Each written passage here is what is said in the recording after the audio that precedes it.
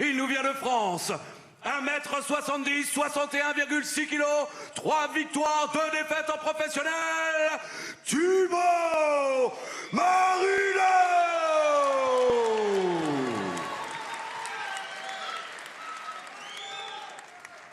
Et son adversaire dans le coin rouge. Il nous vient du Cap-Vert, 1m70, 61,6 kg, 7 victoires, 7 défaites en professionnel, Elder Fernandez!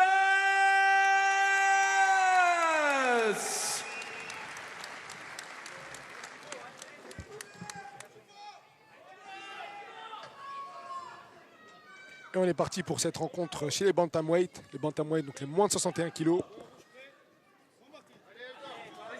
Et le combat qui commence et Elder qui prend le centre de l'octogone.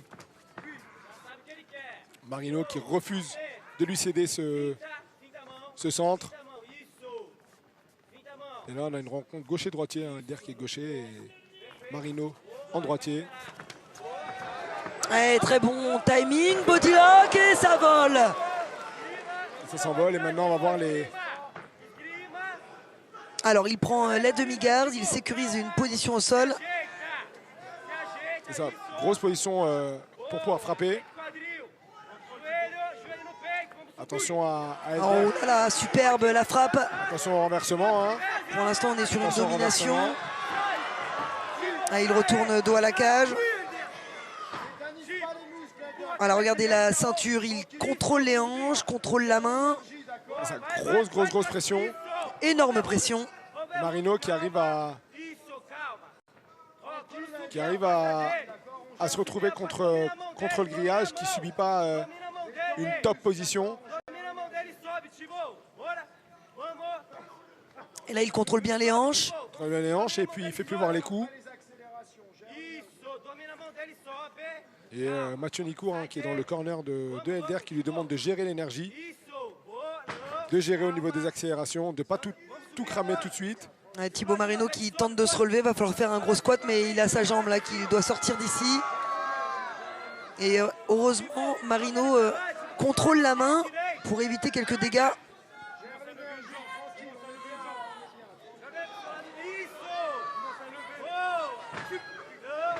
Ouais, tout de suite. Elder, hein, Ouais. il vient chercher...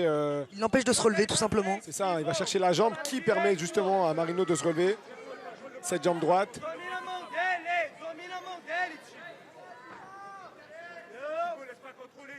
C'est un bon travail de sape là qu'il est en train de faire Elder. Attention à la menotte. Ouais, il a une belle menotte. Attention à la menotte. Il va falloir qu'il sorte tout de suite son bras là parce que sinon ça va être très compliqué.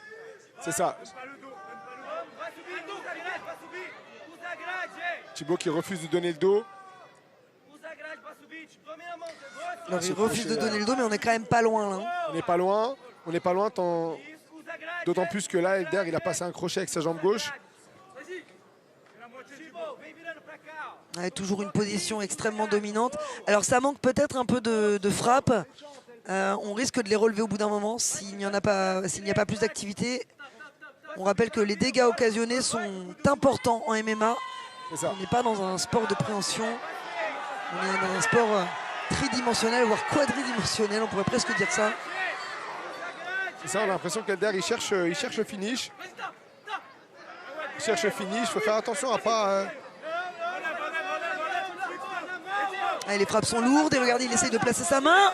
Et ça part sur un étranglement. C'est bien fait. Mais il y a une défense, la défense de Marino. Une belle défense de la part de Marino, il faut faire attention. Ah mais là c'est bien placé, j'ai l'impression. Non, c'est bon. Il semble avoir de l'air pour respirer, mais il va y laisser pas mal d'énergie dans ce premier round. Ouais, il ne reste qu'une minute 30 et il va falloir survivre maintenant. Alors, on voit pas très bien là ce qui se passe d'ici. Ah, j'ai l'impression qu'il lui reste un peu d'air. Marino qui contrôle au moins un poignet. Ça empêche Elder de l'étrangler correctement. Mais là, je pense que c'est la fin malheureusement. Ah, c'est compliqué, c'est compliqué. Le souffle est court pour Marino. Il résiste, Marino. Waouh. Eh non, là, je pense que mais incroyable là, le travail de Marino. Ah, franchement, il a une vraie endurance mentale et physique. Hein. C'est dingue. Moi, je lui conseillerais peut-être de... Ah là oh là là là là là là, le genou. Et ça a tapé. Ça a tapé. C'était trop. c'est allé vite. Il renoue avec la victoire. Elder Fernandez. Quel finish!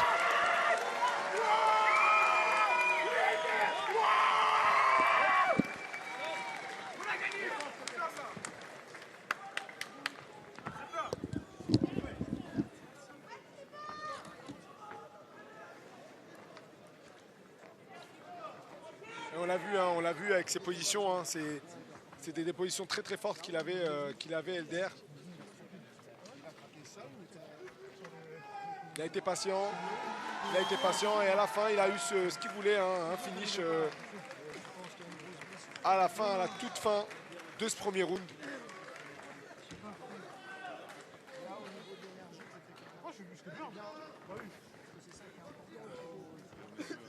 Et juste avant l'interview de Elder par Lucie Berthaud, la décision des juges sans aucune surprise.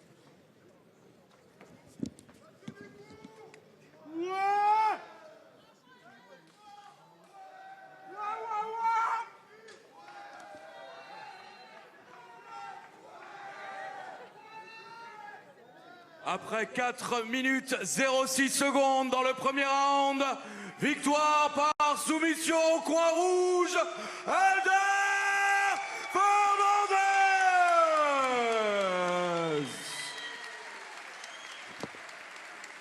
Elder, félicitations.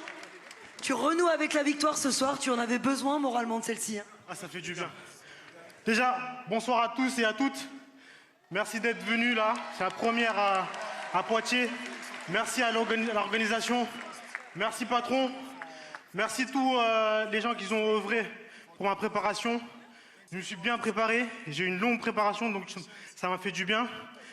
Et cette victoire, vous savez pas comment ça peut faire du bien à un combattant qui a perdu son dernier combat bêtement sur une précipitation.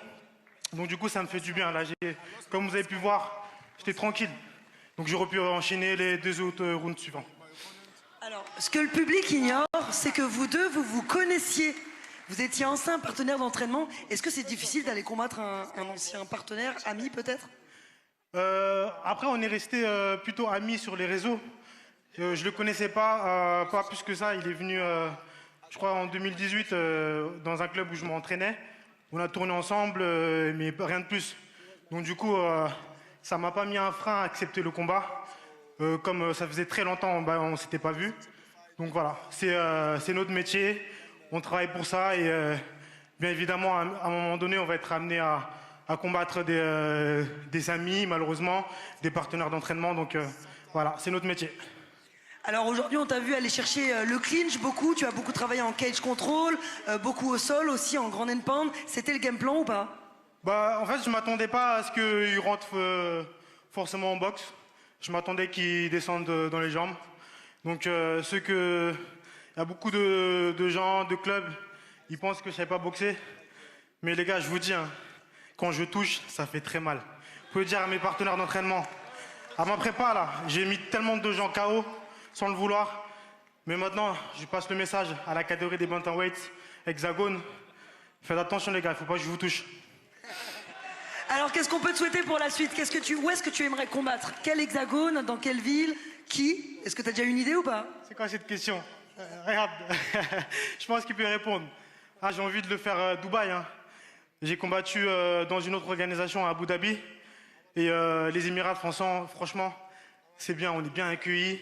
Donc je pense que Hexagone, ils ont tous les cartes en main pour faire des... vous avez pu le voir ce soir, regardez, on est où? Donc c'est une putain de grande organisation, excusez-moi pour le terme, et qui a du potentiel. Donc pour moi, c'est un honneur de combattre chez eux. Eh bien écoute, on va te revoir très prochainement. Merci beaucoup Elder et félicitations.